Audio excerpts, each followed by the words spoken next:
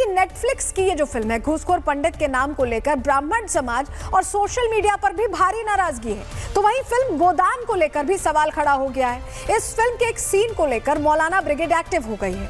मौलाना अब इस फिल्म को बॉयकॉट करने की मांग कर रहे हैं, तो वहीं लोगों का कहना है कि गाय संरक्षण पर आधारित इस फिल्म से मौलाना को मिर्ची क्यों लग रही है।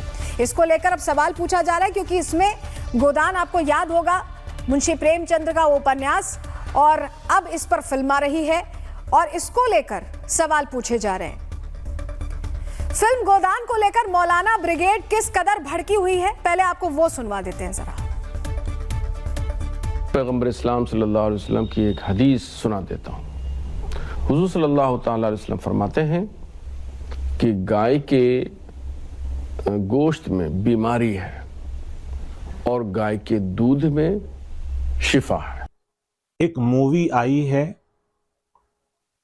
गोदान, और उसमें कुछ आपत्तिजनक डायलॉग्स बोले गए हैं, कुछ सीन दिखाए गए हैं, और एक व्यक्ति किसी टोपी वाले व्यक्ति के सर पर पिस्तौल तानकर ये बोलता है कि गाय को रोटी खिलाने वाला, या कुछ इस तरह के अल्फाज बोलता है जो बहुत आपत्तिजनक है। मैं बोलना भी नहीं चाह रहा हूं।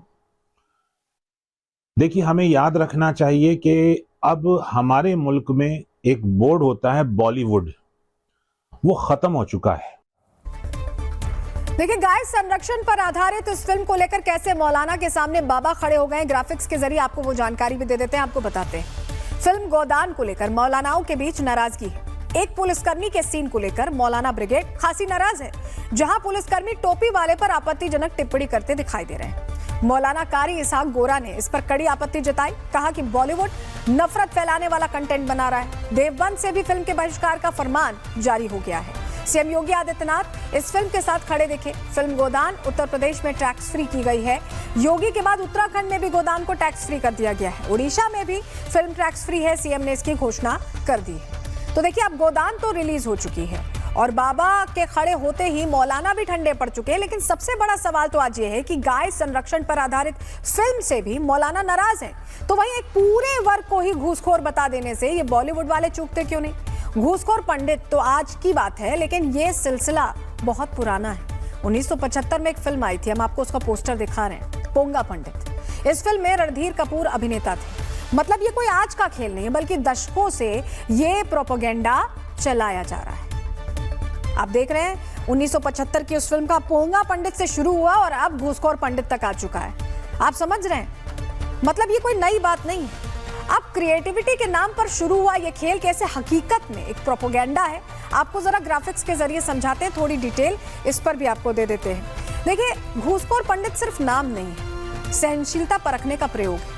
बॉलीवुड और नेटफ्लिक्स मतलब ओटीटी प्लेटफॉर्म्स हिंदुओं को सेफ टारगेट समझते हैं और सालों से हिंदुओं को घूसखोर, लालची, ढोंगी इस तरह के रंगों में रंगा जा रहा है। घूसखोर और पंडित को जोड़ना क्रिएटिविटी कम लगती है, बल्कि ब्राह्मण पहचान को अपमानित करने की रणनीति लगती है। यहाँ घूसखोर किसी दूसरे धर्म से जोड़ने की हिम्मत नहीं हो सकती। फिल्में, सीरीज में ब्राह्मणों को निगेटिव दिखाने के पुराने उदाहरण हैं। फिल्म दुश्मन में गोकुल पंडित को बलात्कारी सीरियल किलर दिखाया गया। फिल्म मातृभूमि में पंडित जगन्नाथ को क्रूर और हिंसक बनाया गया। फिल्म पीके और ओएमजी में साधुओं को ढोंगी और ठग दिखाया गया। नेटफ्लिक्स की अन्नपूर्णा में ब्राह्मण लड़की को मांसाहारी दिखाया गया। फिल्म लीला में हिंदू राष्ट्र को कट्टर और जातिवादी बताया गया। अ सूटेबल बॉय में मंदिर में किसिंग सीन से हिंदू भावनाओं का अपमान किया गया। तो बहुत सारे ऐसे मामले, ये तो हमने कुछ आपको बताए हैं, बहुत सारे ऐसे मामले जो पहले भी इस तरह से अपमानित सनातन को करते रहे। देखिए, बॉलीवुड में पोंगा पंडित, घूसखोर पंडित जैसी फिल्में बनाई जाती हैं। कई फिल्मों में ठाकुर ब्राह्मण को हमेशा से विलन पेश किया गया। क्या ये बॉलीवुड की पुरानी बीमारी है जो समाज में जहर खोलती है, और क्या ये किसी दूसरे धर्म के नामों के साथ ऐसा कर सकते हैं? इस पर एक्सपर्ट्स का क्या कहना है, उन्हें भी सुन लीजिए। पिछले कुछ समय से चाहे जाति का विषय हो, धर्म का विषय हो, अगर पहले की तरह फिल्में उनको चित्रित करती हैं तो समाज उसके विरुद्ध उठ के खड़ा हो रहा है, उसका विरोध कर रहा है। हालांकि हम लोगों ने देखा है कि हमारी फिल्मों में जब हमारे पंडितों को, पूजा पाठ को, पुरोहितों को मजाक बनाया जाता था, उनको एक प्रकार से विदूषक साबित किया जाता था, तो हॉल में तालियां पीटती थी और उसमें ब्राह्मण भी होते थे। बॉलीवुड दशकों से ये प्रोपेगेंडा चलाता रहा है, लेकिन इस बार ब्राह्मण वर्ग से जुड़े लोगों ने अपनी आवाज तेज कर दी है और पूरे देश में विरोध प्रदर्शन किए जा रहे हैं, जिसकी तस्वीर अभी हम आपको दिखा भी रहे हैं। देखिए, पूरे देश में अलग अलग जगहों पर ये प्रदर्शन हो रहे हैं। ये जो फिल्म बना रहा है नीरज पांडे, उसके खिलाफ एफआईआर। तो तस्वीरें आप जो देख रहे हैं, किस तरह के प्रदर्शन ये चल रहे हैं और विरोध जताया जा रहा है कि आखिर बार बार हिंदुओं को ही इस तरह के नामों से टैग देना या इस तरह से सवाल खड़े करना, उनकी छवि खराब दिखाना, ये आदतन हो रहा है क्या? ये सवाल पूछा जा रहा है।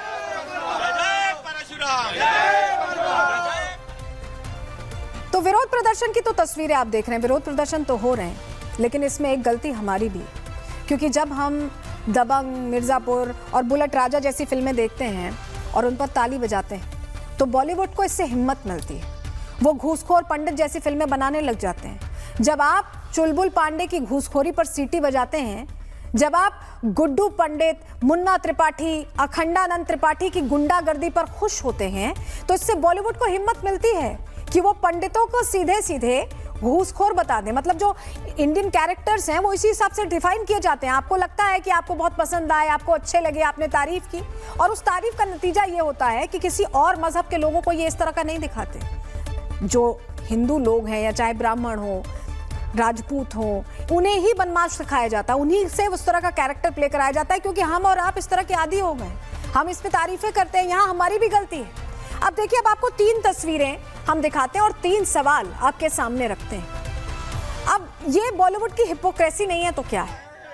क्या जातिगत प्रयोग हो रहा है? क्योंकि आप देखिए, राजनीतिक पिच तैयार हो रही है क्या? ये 3 तस्वीरें 3 सवाल खड़े करती।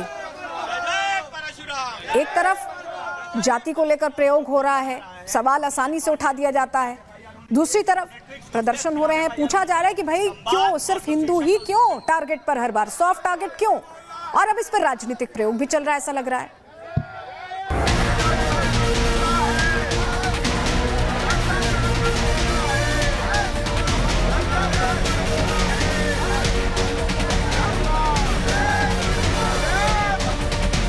फिल्में समाज का आईना होती है, लेकिन जब इस आईने में चालाकियों की चटक पड़ जाए तो ये आईना समाज की गलत तस्वीर दिखाने लगता है।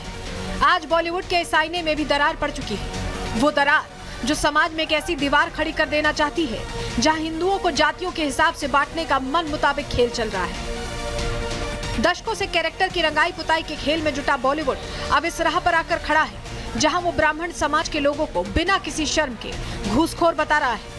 ये वो दुस्साहस है जिस पर क्रिएटिविटी का दाना डाला जा रहा है।